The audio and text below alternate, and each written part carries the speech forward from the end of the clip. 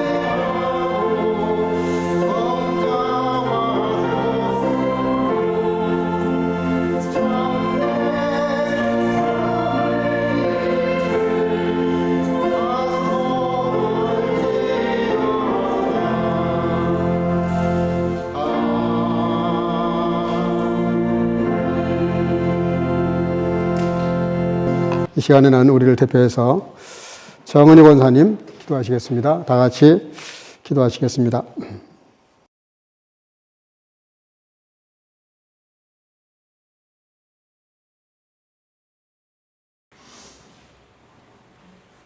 은혜 하나님 고맙고 감사합니다. 주님의 날 주의 백성들이 하나님의 은혜에 감사와 찬양을 드립니다. 우리를 선택하여 주시고 구별하여 거룩한 자녀로 삼아 주셔서 부활의 소망 주신 하나님, 한 주간 알게 모르게 지은 죄를 이 시간 회개하오니 용서하여 주시고 하나님의 거룩하심으로 성화되어 가는 자가 되도록 성령 하나님 도와주시옵소서. 하나님의 생명의 말씀 받고자 나온 하나님의 자녀들 성령과 진리로 진정한 예배 드리기를 원합니다. 이 시간 찬양을 드리며 하나님의 말씀을 통해 거룩하게 구별된 삶이 되게 하시며 주님 오실 그날까지 변질되지 않고 배도하지 않는 선교교회 성도들이 다 되도록 인도하여 주시옵소서. 우리 목사님 동서 유럽 선교와 지역 복음화를 위해 힘써오던 중 코로나 팬데믹으로 3년 동안이나 멈추게 된 코스대를 다시 시작하여 성령의 크신 역사 가운데 잘 마치시게 하시니 감사합니다.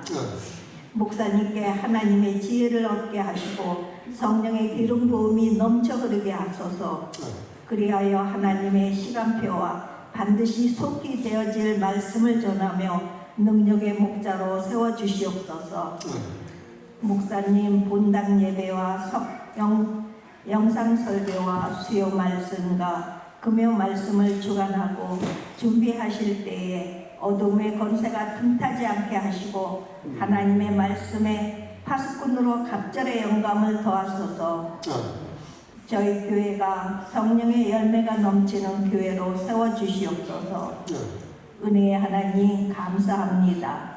저희 민족을 구별하시어 선교의 나라로 세워주셨사온데 남북의 갈림으로 고통받고 있는 북한에도 하나님의 크신 긍휼을 베풀어 주시옵소서.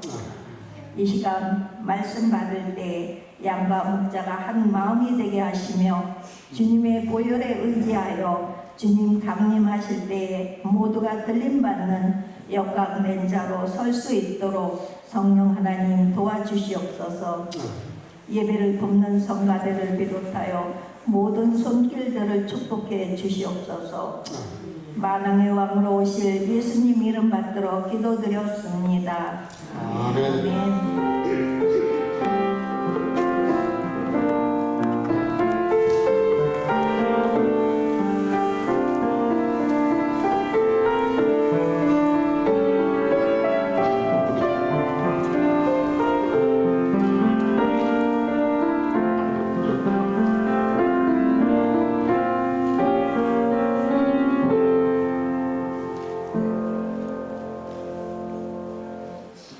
오늘 우리에게 주시는 말씀 로마서 8장 28절에서 30절입니다.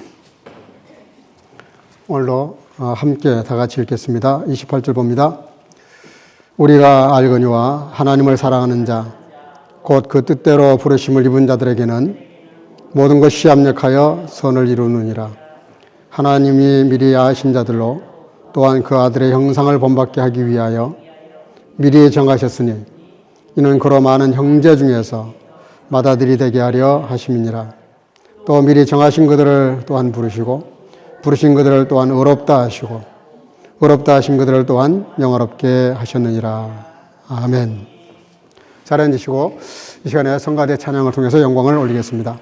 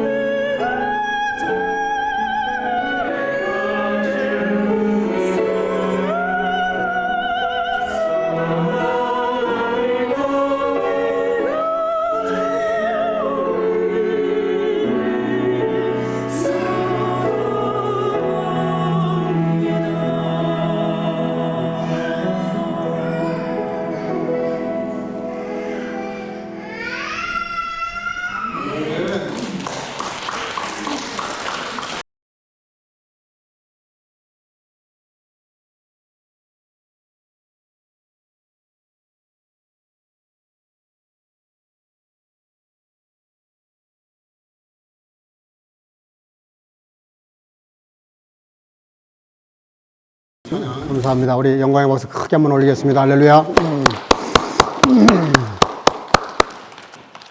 어떤 랍비 한 사람이 인적이 아주 드문 샘물 옆에 있는 한 무화과 나무 아래에서 쉬면서 기도를 하고 있었다고 합니다.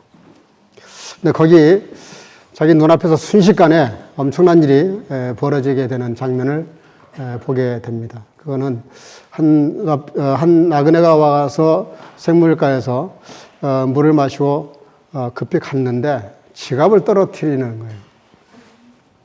근데 그 지갑을 떨어뜨리자마자 또 어떤 사람이 하나 오더니 그 지갑을 얼른 주워가지고 또 사라졌습니다. 그런데 또 다른 나그네가 하나 와서 샘물 곁에 앉아서 물을 마시는데 아까 지갑을 잃어버렸던 사람이 다시 돌아왔어요. 그래가지고 물 마시는 사람한테 당신 내 지갑 혹시 보지 않았냐? 못 봤다. 당연히 못 봤죠. 근데 그럴 리가 없다. 내가 분명히 조금 전에 떨어뜨리고 왔는데 당신이 주었을 것이다. 그냥 좀 전말할 때 내놔라. 그렇지 않다. 나는 보지 못했다. 옥신각신하다가 그 지갑을 잃어버린 사람이 그 애매한 사람을 때려서 죽이게 됩니다. 너무나 그 싸움을 말리려고 갔을 때는 이미 그 사람 죽어버린 상태. 너무나 황당한 일이 벌어졌습니다. 그 장면을 보고 이 랍비가 하나님께 기도를 드렸습니다. 하나님, 이게 어찌 가능한 일입니까? 어떻게 내 눈으로 다 보고 있었는데 저렇게 억울한 일을 만들 수 있습니까? 라고 하나님께 항의하며 기도를 했습니다. 그때 하나님께서 응답이 왔습니다. 너는 내가 하는 일을 잘 모를 것이다. 이해할 수 없을 것이다. 인간 세계에서 이해하는 것과 내가 이해하는 건 전혀 다르다. 이게 뭡니까? 라고 물었습니다. 근데 하나님께서는 이렇게 대답을 하셨다고 합니다. 돈을 잃어버린 사람은 물론 흠이 없다. 근데 그 돈을 잃어버린 사람 아버지가 훔친 돈이었다. 그때부터 약간 갸우뚱해지는 거예요. 그리고 돈 지갑을 주워가지고 달아난 사람은 도둑맞은 사람의 아들이다. 그리고 또 까닭없이 세 번째 남자가 와서 지금 그를 죽인 사람, 형을 죽였던 사람이다. 그리고 아무도 목격한 사람이 없어서 그 살인사건이 덮였지만 그 동생을 통해서 인과응보로 원수를 갚게 한 거다. 그 이야기를 듣고 나니까 랍비가 할 말이 없어졌어요. 세상 세계에서는 전혀 이해할 수 없는 이런 황당한 일이 벌어질 수 있나 이해할 수 없는 일이었는데 하나님의 응답을 듣고 나니까 이해가 되는 거예요.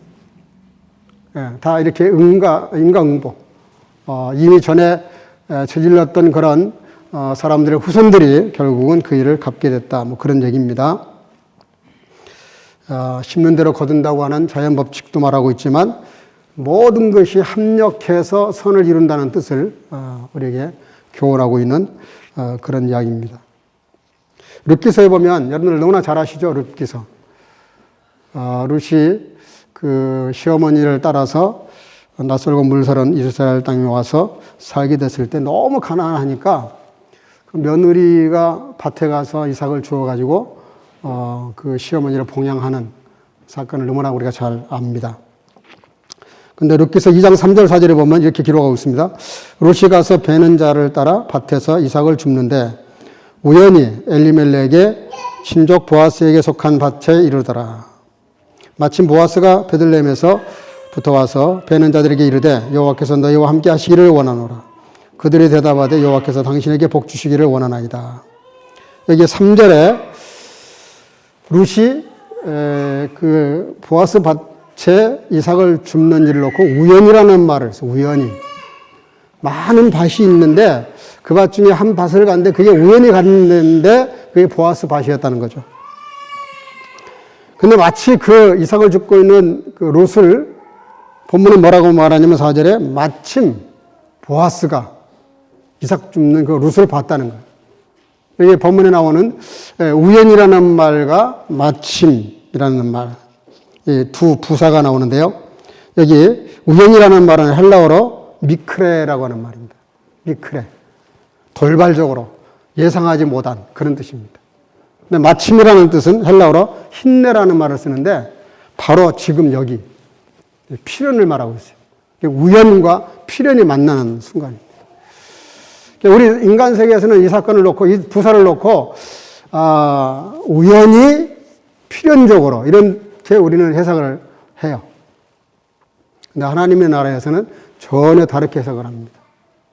우연도 아니고, 필연도 아니고, 하나님이 오랜 시간 동안 예수님을 이 땅에 보내셔서 우리를 구원하실 그런 역사를 만들기 위해서 지금 세상적으로는 우연히 우리가 필연같이 보이는 이 사건이 지금 두 개가 만나는 겁니다. 이게 뭐냐면 합력해서 선을 이루어 가시는 소위 하나님의 섭리라 그래요. 섭리. 섭리라는 말은 하나님의 기획된 현실을 말할 때 섭리라는 말을 씁니다. 그러니까 우리가 이 땅에 살면서 어떻게 저런 일이 하면서 이해할 수 없는 사건을 봤을 때 그 뭐 우연히 이렇게 그건 우연이다. 그 뭐 하나님이 하신 것이 아니라 우연히 일어나는 일이다. 그렇지 않습니다. 꼭 일어나야 될 일이 일어난 것도 그 인간적인 세계에서는 필연이라고 말하는데 그렇지 않습니다. 필연이라는 단어는 원래 불교에서 나온 단어입니다. 그 우연이나 필연 이런 거는 세상에서 말하는 것이고 성경은 그렇게 말하지 않습니다. 하나님의 섭리 가운데 이루어지고 있다. 그걸 가장 잘 이해했던 역사적인 인물 중에 하나가 요셉이죠.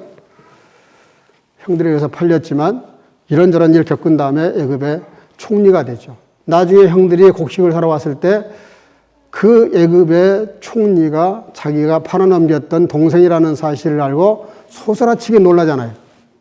이제 우리는 죽었다. 근데 요셉이 뭐라고 말합니까? 창세기 45장 5절 당신들이 나를 이곳에 팔았으므로 근심하지 마소서. 탓하지 마소서. 하나님의 생명을 구원하시려고 나를 당신들 앞서 내셨나이다. 사람이 봤을 때는 배기 싫은 놈, 늘 그 마음을 불편하게 했던 꼼쟁이 요셉을 팔아넘긴 게 속 시원한 일이었어요. 형님들은. 그러면서도 일말에 약간의 미안함이 있었겠죠. 배달한 형제지만. 그러나 그것을 인간적으로 보면 배기 싫은 사람 제거하는 것, 그리고 원수를 갚아야 되는데 원수 갚지 않는 그런 요셉의 선한 마음, 우리는 그렇게 이해할 수 있어요. 근데 요셉은 그렇게 보고 있지 않아요.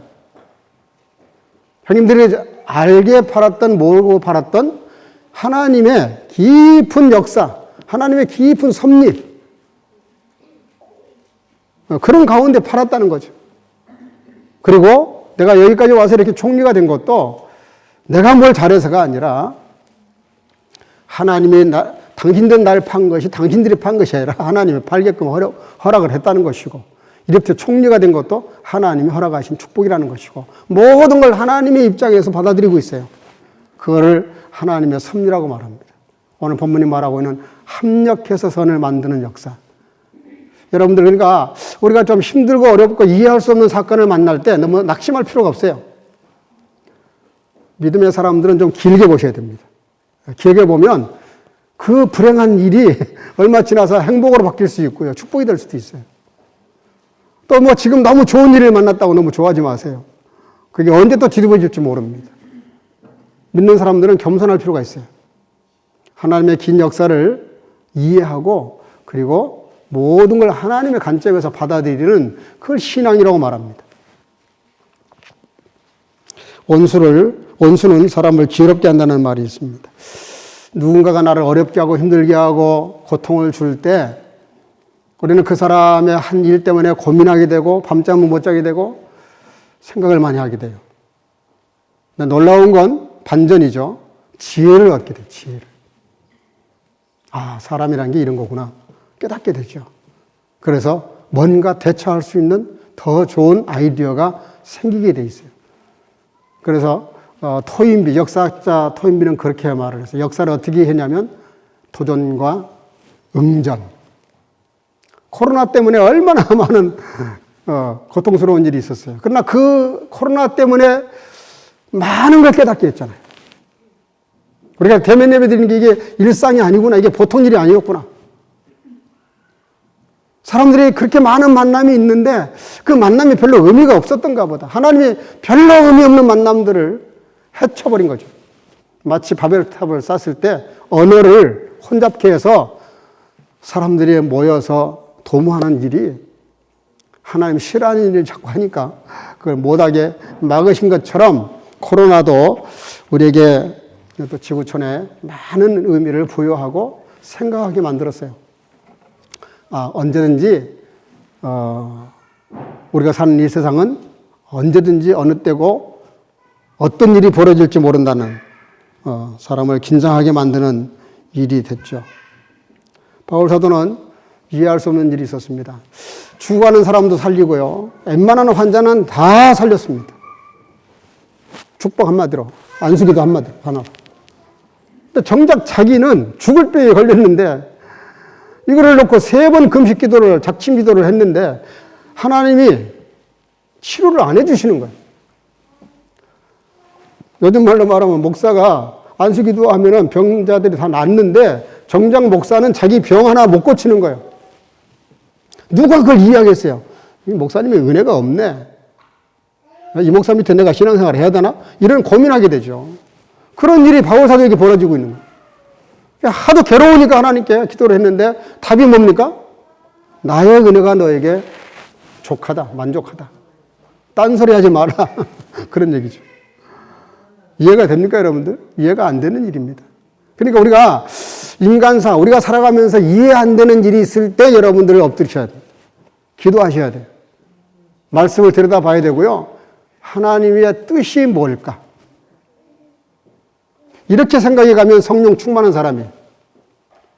에이, 재수 없어. 왜 하필이면 나한테? 이건 불신앙이죠.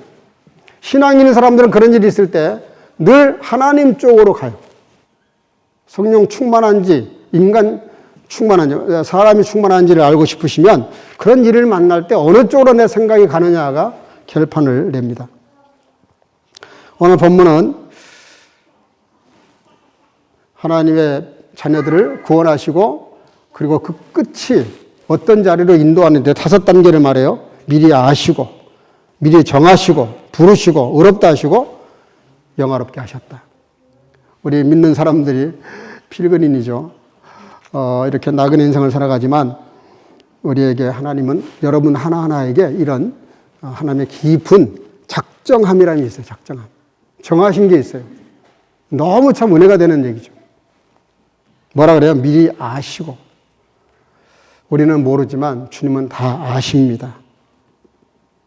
우리는 잘 모르지만 참 불확실하지만 하나님은 정하신 게 있어요. 때가 되니까 우리를 누군가를 통해서 부르셨어요. 그리고 우리를 예수님의 보혈의 피로 죄를 다 씻어서 의롭다고 해주셨어요. 의로운 게 아니에요. 의롭다라고 해주신 거예요. 그리고 우리를 영화롭게 하신다. 그런데 이것을 알거니와 28절 이것을 알거니와 알아야 될 게 있다고 말합니다. 오늘 이 부분을 좀 같이 나누려고 합니다. 그게 뭐냐? 따라합시다. 합력해서 선을 만드시는 하나님, 이걸 알아야 된다는 겁니다. 28절 우리가 알거니와 하나님을 사랑하는 자 곧 그 뜻대로 부르심을 입은 자들에게는 모든 것이 합력해서 선을 이룬다. 여기 독일어 성경에 디꽃 리벤 하나님을 사랑하는 사람. 이게 아무나 하는 게 아니에요. 사랑하는 사람만 안다는 거예요. 그렇죠? 상대방을 가장 잘 이해하는 것은 사랑하는 겁니다. 누군가를 사랑하게 되면 생각의 관점이 바뀌어요. 눈에 콩깍지가 꼈다 그러죠, 보통. 근데 콩깍지가 끼면 어떻게 달라집니까? 나 위주의 삶에서 상대방 위주의 삶으로 바뀌기 시작합니다.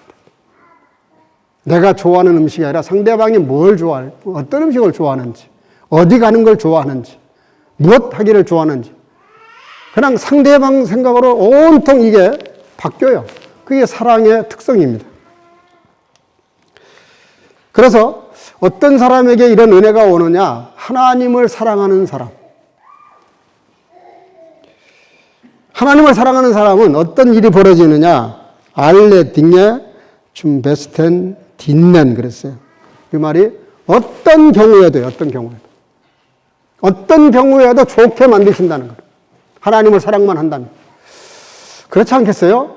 젊은 남녀가 사랑을 해도 마찬가지죠. 정말 상대방이 나를 사랑하는 걸 알면, 진심을 알면 뭘 다 주어도 모자라죠. 늘 부족하죠. 늘 아쉽죠. 우리가 주님을 사랑하게 되면 우리 마음도 그렇게 하나님 중심으로 바뀌고, 하나님은 원래 우리를 사랑하셨기 때문에 늘 하나님은 나의 행복을 위해서 모든 환경을 만들어 가신다는 뜻입니다. 그래서 영화롭게 되는 단계까지 전제가 뭐냐면 하나님을 사랑하는 자. 저라들이 예수님께서 십자가에 죽으신다 그러니까 이해를 못했어요. 이 말이 무슨 뜻인지. 나를 사랑하신다는데 왜 죽으신다는 말을 자꾸 할까? 그렇잖아요? 상대방이 나를 사랑한다는데 자꾸 엉뚱한 소리를 하는 거예요. 죽는다고. 그럼 누가 그걸 이해하겠어요? 나를 사랑하면 살아서 나를 사랑해야지. 왜 죽어? 그게 인간 사랑과 하나님의 사랑이 다른 거죠. 나중에 성령이 임재하시고 깨닫게 하시니까 그때서야 비로소 십자가의 사랑을 깨닫게 됩니다. 여러분, 욥을 보세요, 욥을. 욥은 대단한 복을 받은 사람. 10 자녀가 있었으니까 가정적으로 얼마나 다복한 가정입니까? 거기다가 뭐 또 동방의 최고의 부를 가진 사람. 모든 걸 다 가진 사람이죠. 사단이 질투할 만도 합니다. 그러나 그는 그걸 다 잃었을 때도 오히려 그 이전보다 더 하나님을 깊이 생각하고 대화하면서 하나님을 알아가다가 귀로만 듣던 하나님을 눈으로 보게 됐다라고 말해요. 그의 신앙의 성장을 통해서 마지막에 갑절의 축복을 부어 주십니다. 여러분들 봐요. 우리가 다윗 그러면 무조건 골리앗 죽인 거 그 잠깐만 생각하는데 그렇지 않습니다. 다윗이 통일 이스라엘 나라의 왕이 되지만 다윗이 지은 죄를 들여다보면 대단히 고약한 죄를 지은 사람이에요. 그런 죄를 지을 수가 없을 만큼 고약한 죄입니다. 그런데도 왜 하나님이 다윗을 하나님 나라가 이 땅에 임재하면 천년 왕국이 이루어지면 만들어갈 그런 나라의 표상, 상징으로 다윗 왕국을 언급하면서 폐하시고 다윗을 보니 내 마음, 이세 아들 다윗을 보니 내 마음이 합한 자다. 그러면서 축복을 하십니까? 다른 게 아니에요. 시편 18편 1절 나의 힘이 되신 여호와여 한번 따라합시다. 내가 주를 사랑하나이다. 다른 게 아니에요. 다윗도 실수가 많고 죄를 짓고 문제가 많은 사람인데 중요한 건 뭐냐면 그의 마음이 항상 하나님을 향해서 사랑하는 마음이 변치 않았다는 겁니다. 그게 중요합니다. 저와 여러분들이 신앙생활하면서 하나님의 사랑을 받는 가장 큰 비결이 뭐냐면 내가 좀 모자랄 수 있고 실수할 수 있고 부족할 수 있어요. 그래도 주님을 사랑하는 마음을 변치 않는 겁니다. 여러분, 주님의 사랑에 우리가 가장 잘 응답하는 방법은 주님의 사랑에 반응하는 거예요. 나도 정말 주님을 사랑하는 마음으로 살아가는 거예요. 구약의 율법 시대, 얼마나 많은 율법을 정해놓고 율법대로 살라고 우리에게 강요를 했어요.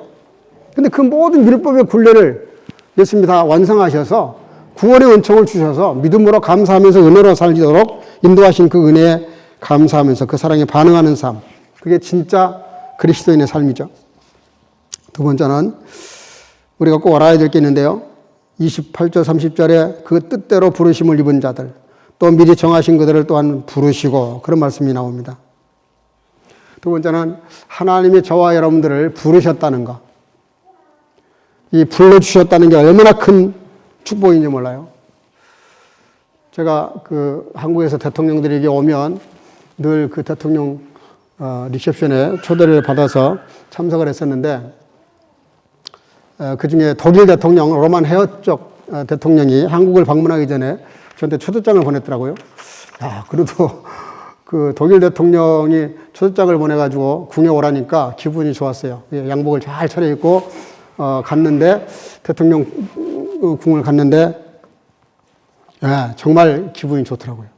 들어갈 때부터 깍듯하게 환영을 해주고 또 대통령이 저한테 와서 직접 한국에 대해서 물어봐주고 이러니까 기분이 내가 대통령 돼본 기분이에요.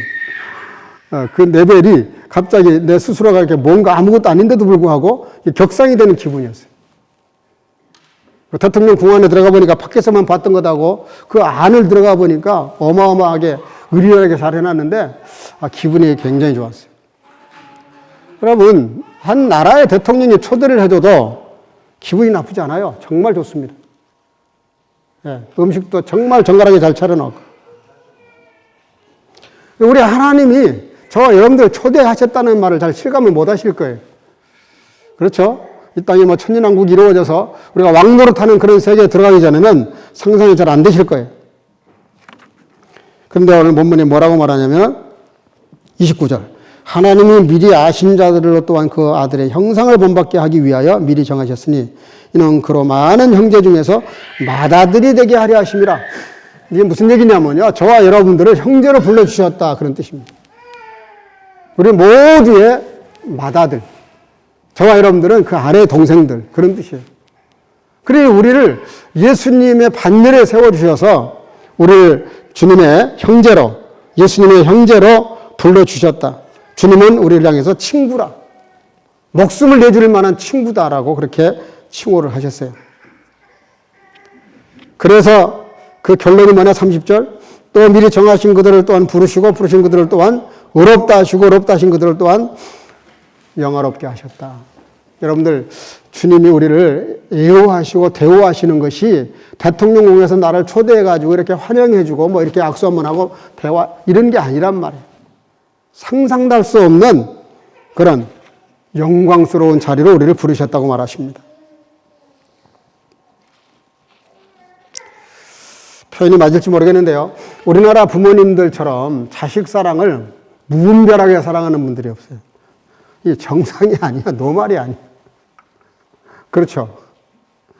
예, 부모들이 자식 사랑하는 걸 보면, 예, 뭐 저 집안 얘기해서 미안합니다만, 어진이가 늘 이렇게 영상통화로 그 손주, 손녀딸을 보여줘요. 예, 아낌없이 아침 9시가 되면 한국에 이제 오후 킨더가르텐 갔다 와가지고 영상을 보여주는데, 아이고, 그놈의 자식이 할아버지 왔다고 막 좋아가지고 와가지고 이렇게 하이파이를 해주면 너무너무 기분이 좋은 거예요. 근데 한국 부모들이 자식 사랑하는 걸 보면 제정신이 아니에요, 제정신. 예? 평생 수고하고 고생해서 그 아이를 위해서 미국에 이민 간 분들 얘기 들어봐요. 아이 때문에 이민을 간 거예요, 아이 때문에. 잘 키워보려고. 제대로 한번 키워보겠다. 평생 일을 해가지고 그 재산을 모아가지고 한 푼도 안 쓰고 죽을 때 또 고스란히 넘겨주고 가요. 좀 멍청할 정도야. 무분별할 정도입니다. 근데요, 하나님의 사랑은 그와 비교할 수 없을 만큼 우리를 사랑하십니다. 왜 그래요? 우리가 아무리 내 자식을 사랑하지만 누굴 내 죽여서까지 사랑하지는 않잖아요. 근데 하나님은 저와 여러분들을 얼마나 사랑하셨냐면 하나밖에 없는 아들 독자를, 예수님을 죽여서 우리를 사랑하셨다니까? 깨달아지시면 아멘? 이게 얼마나 엄청난 겁니까? 하나님이 세상을 이처럼 사랑하사 할 때 이처럼이 뭐예요? 아들 독자를 죽이신 거예요. 누가 그렇게 자식을 죽여서 누구를 사랑합니까?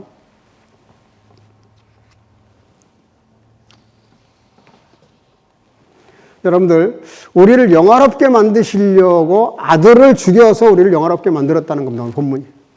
그러니까 우리가 너무 이렇게 자기를 이렇게 우월감을 가지고 건방을 떨면 안 되지만, 하나님이 나를 사랑하셨다는 말씀을 근거로 해서 이렇게 좀 자신만만하게 좀 뭐라 그래요, 부여의식이나 자존감을 좀 높일 필요가 있어요. 요즘 청년부 셀그룹 교제가 자존감인데, 헬라의 대왕 알렉산더가 그 마게도냐를 침범하기 위해서, 전쟁하기 위해서 전쟁을 나가기 전에 한 일이 있습니다. 그게 뭐냐면 자기가 가지고 있는 많은 그 노획물, 보화들을 다 나눠주기 시작한 거예요. 다 나눠주니까 신하가 하나 물어요. 이런 식으로 하면 그 왕의 모든 근고가 텅텅 빕니다. 적당히 나눠주시고 왕이 쓸 것도 놔두셔야 됩니다. 그랬더니 걱정하지 마시게. 자네 염려 안 해도 내가 정말 좋은 보화는 안 나눠주고 그건 내 손에 딱 쥐고 있네. 내가 뭐 나눠주는 것은 그것과 비교하면 아무것도 아닐세. 신하가 물었습니다. 그 비장한 정말 그 좋은 보화라는 게 도대체 뭡니까? 그걸 손에 잡고 있다는데. 그거는 그 알렉산더가 대답을 합니다. 그것은 희망이라고 하는 보화일세. 내가 지금까지 살아온 거는 이 희망이라는 보화 때문에 살아올 수 있었고 그것 때문에 전쟁에 승리할 수 있었다네. 그러면서 그 희망이라는 거, 다음 세계를 정복할 그 희망. 그러니까 전 세계를 제패했겠죠. 우리 믿는 사람들에게 보화가 뭘까요? 오늘 본문이 말합니다. 그리스도인들에게 가장 큰 소망, 그 보화는 소위 소망은 오늘 본문이 말합니다. 그들을 또한 영화롭게 하셨다. 비록 우리가 이렇게 이 땅에 살면서 이런저런 모습으로 고생도 하고 어렵고 힘들게 살지만 주님은 우리에게 약속을 하십니다. 그날이 되면 너희를 영화롭게 할 것이다. 물론 이 땅에 살면서도 믿음으로 사는 사람들을 영화롭게 하십니다.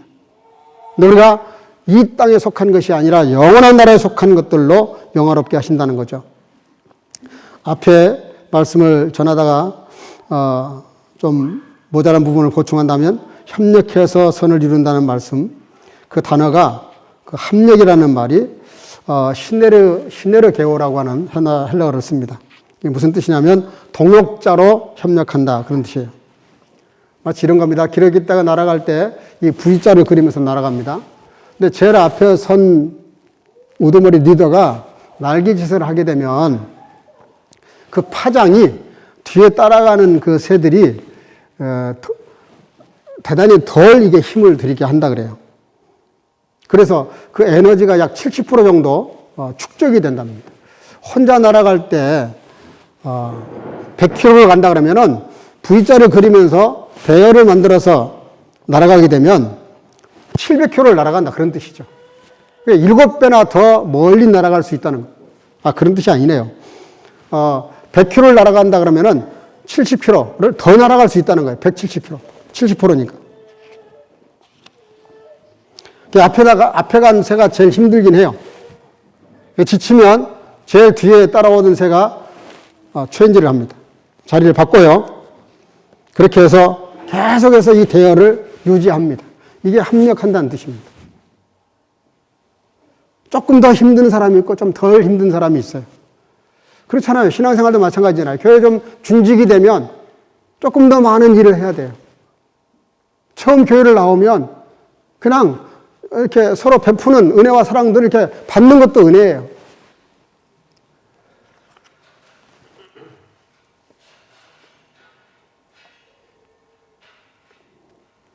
가끔은 학생들이 그 식당에서 아니면 여러 군데에서 알바를 하고 그 알바에서 번 돈을 가지고 꼬박꼬박 11조를 하는 걸 보면 야, 참 이 학생은 하나님이 각별히 관리를 하시겠다 그런 생각이 들어요. 교회 중직자가 되다 보면 책임질 일들이 많습니다. 우리 교회 재직들은 대부분 100%다 11조 생활을 합니다. 근데 이분들이 재직이니까 더 그렇게 헌신을 하는 거예요. 장로님이 되고 권사님이 되시면 그 정도 갖고 되는 게 아니에요. 교회에 이런 경조사가 있거나 무슨 행사가 있으면 지금 뭐 80을 넘나드는 나이인데도 음식을 해서 갖다가 성도들을 섬기려고 그래요. 이게 무슨 얘기입니까? 제일 앞자리에 선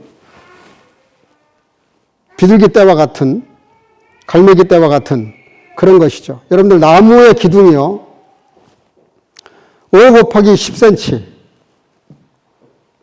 5 곱하기 10cm 이렇게 나무 기둥을 세우면 275kg까지 버틸 수 있다 그래요. 근데 이거를 5 곱하기 10cm 나무를 두 개를 이렇게 묶으면 826kg을 버틴답니다. 이 기둥.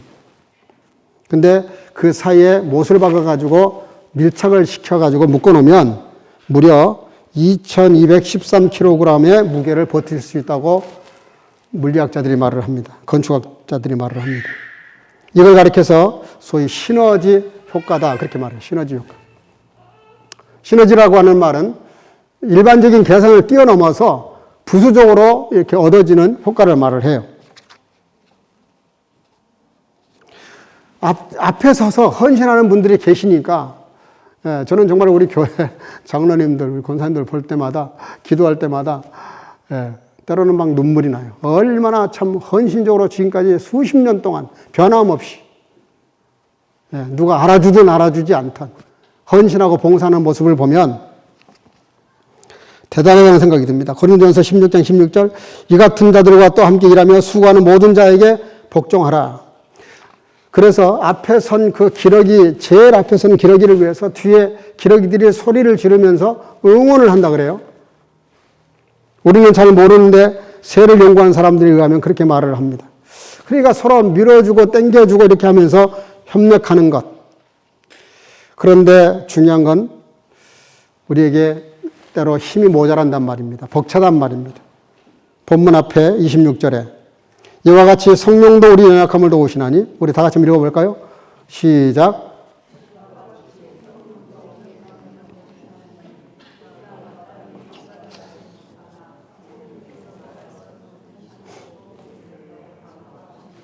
아멘.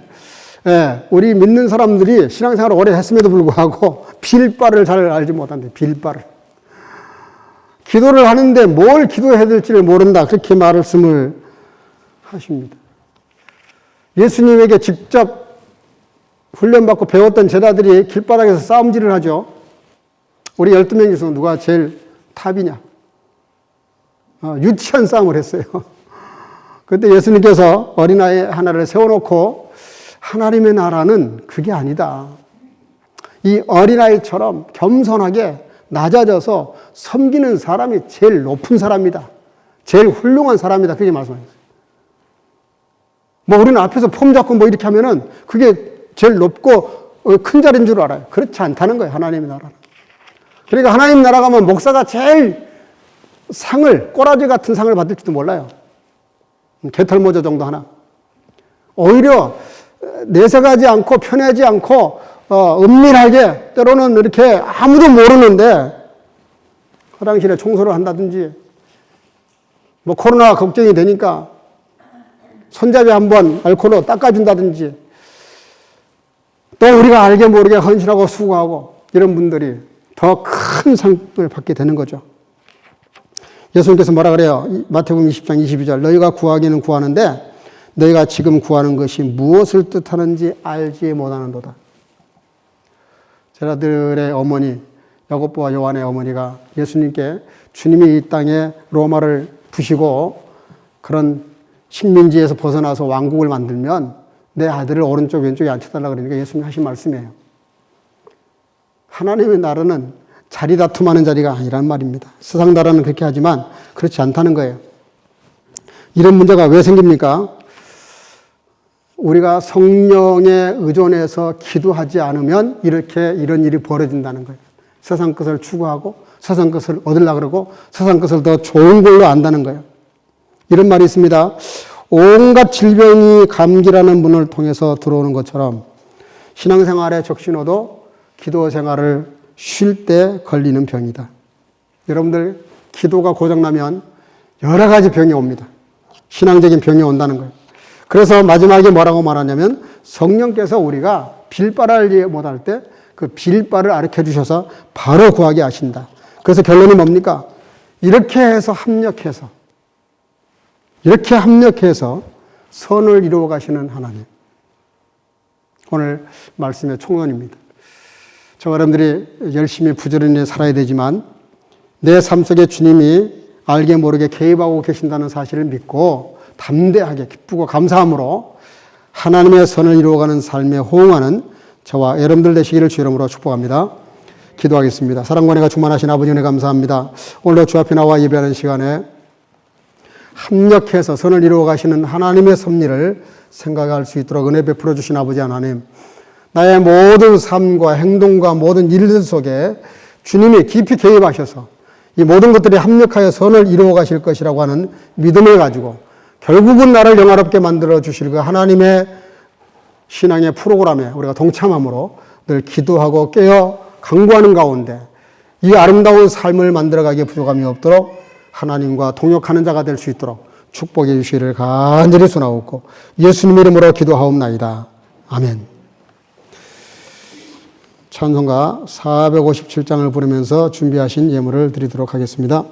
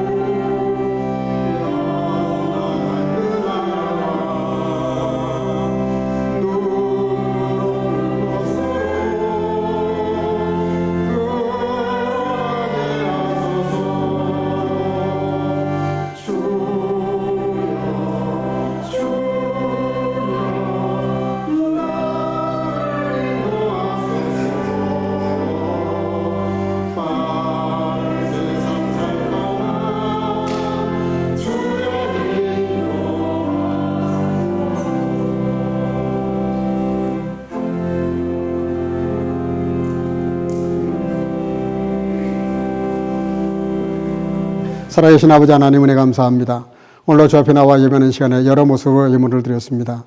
열의 하나는 나의 것이라고 집어서 말씀하신 주의 말씀을 따라서 아버지 순종하는 모든 자들에게 그렇지 않은 인생보다 더 차고 넘친 인생을 살아갈 뿐만 아니라 모든 혼란과 재앙을 막아주시고 늘 영과 육으로 강건케 하셔서 스스로 부유할 뿐만 아니라 많은 사람들을 부유하게 만들어가는 아름다운 삶으로 축복하시고 함께 하시기를 원하옵고 또 감사가 신앙의 끝이라고 하셨는데 감사하는 자들에게 더 아름다운 감사를 채워주시기를 원하옵고 아버지 하나님이여 또한 선교와 구제와 여러 제목으로 예물을 드리는 성도들 하늘의 별처럼 빛나는 복으로 채우시고 함께 하시며 어린 생명들이 주령금을 드려 싸우니 받으시고 하나님 놀랍게 하나님 나라에 쓰임받는 귀한 자녀들로 키워주시고 양육시켜 주시기를 원하옵고 주령금을 드리는 모든 성도들 이 한주간도 주님과 동행하며 승리케 하옵소서.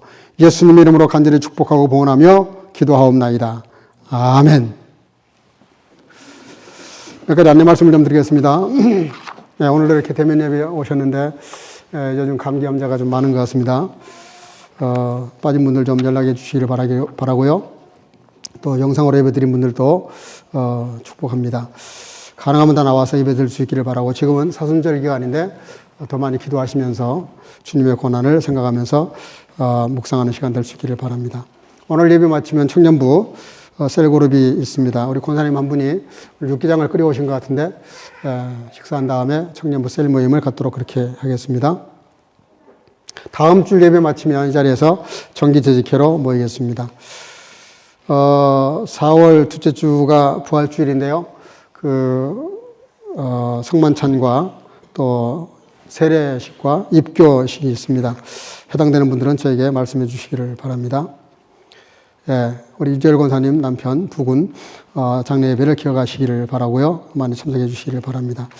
특별히 우리 지진으로 고통당하는 분들을 위해서 여러 성도님들이 이렇게 구제연금을 내주셨는데 이번 달 마지막 주까지 모아서 현지에 전달하도록 하겠습니다. 현지에서 구호활동을 벌이는 선교사님들이 여러 분 계시는데 잘 아는 분들이 몇 분 계십니다. 그분들을 통해서 실제 도움이 되도록 그렇게 하도록 하겠습니다.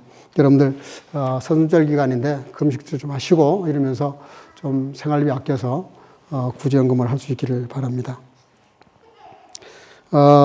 수요 성경 공부 지금 여전히 우리가 줌으로 하고 있고 금요기도에도 대면과 줌으로 하는데 그도 우리 좀 많이 나오시기를 바랍니다. 우리 권사님들 다 나오시는데 우리 청년들 특별히 또 우리 중간층 젊은 가정들도 좀 시간 내서 금요일날 나와서 기도할 수 있기를 바랍니다.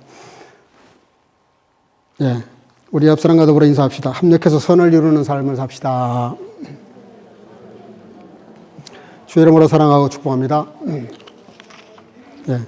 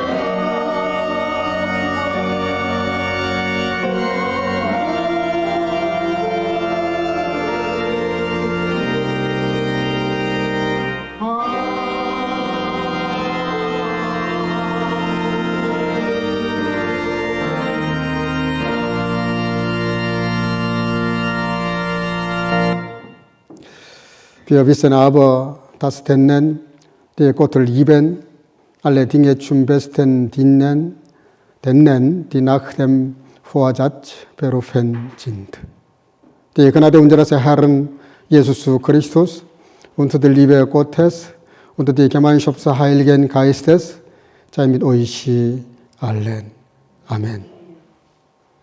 우리가 알거니와 하나님을 사랑하는 자 곧 그 뜻대로 부르심을 입은 자들에게는 모든 것이 합력하여 선을 이루느니라.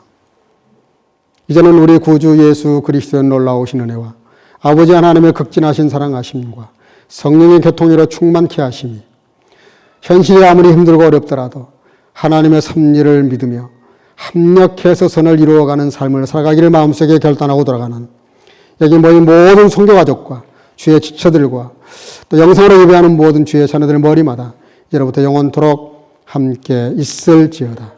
아멘.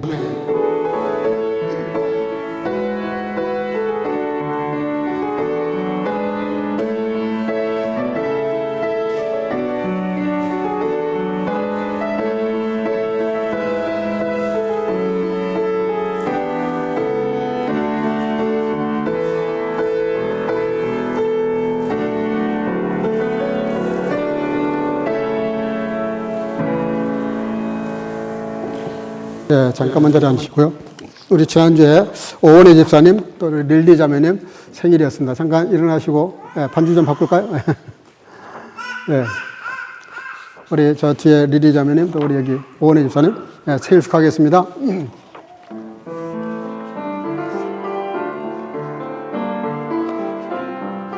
감사해요.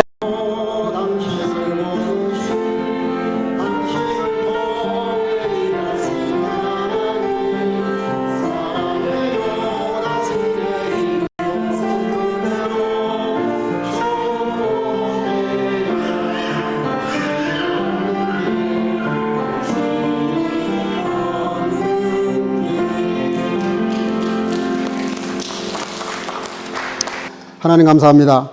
예배 마치고 또 이렇게 사랑하는 두 딸 생일을 맞이해서 축복하게 하신 거 감사합니다. 지금까지 함께 하신 아버지의 장례도 함께 하셔서 늘 존귀한 자가 되게 하시고 하나님과 사람 앞에 사랑받으며 축복받게 하시고 영광으로 강건케 하시고 또 주님 안에서 늘 유쾌하고 행복한 인생을 살아가도록 붙잡아 주시기로 나옵고 또 오늘 예배를 마친 모든 주의 자녀들 이 한 주간도 주님과 동행하며 언제 어디서나 합력해서 선을 이루어 가시는 하나님의 섭리를 따라서 믿음으로 승리의 삶을 살아가는 귀한 존재들로 축복하시기를 원하옵고 오늘도 이렇게 여러 많은 성도들이 몸살 감기로 빠졌는데 하나님 건강케 회복시켜 주셔서 다음 주는 다 같이 나와 예배할 수 있도록 은혜 주시기를 간절히 소원하옵고 예수님의 이름으로 축복하고 기도하옵나이다. 아멘. 영광의 박수 올리겠습니다. 할렐루야.